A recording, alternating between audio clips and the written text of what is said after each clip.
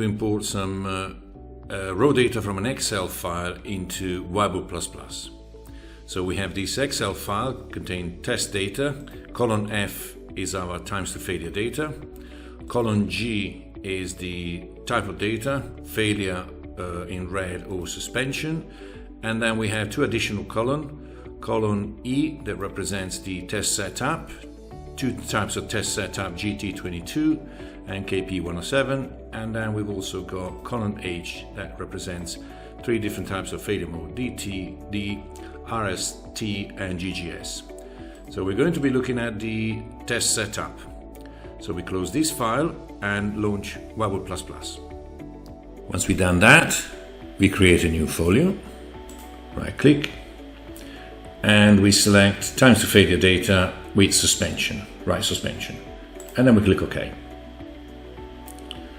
Then we go to project, import, and we select other file, and we click OK.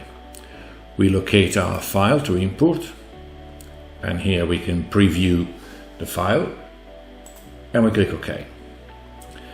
Then we select column F where we got our times to failure data, and we click on time, and time gets allocated to as a name of the cell. Then we go to column G, which is our state of suspension, and we click on that so that is mapped. And then, for example, we go to column E and we allocate subset ID. Now we tell where we start importing. We start importing from row number 4.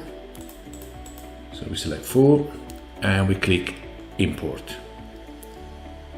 Okay. Okay, well, it's created a new folio.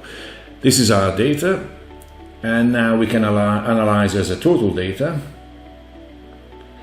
We do have something to change.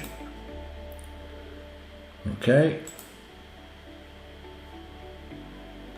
And abracadabra, so we got our data.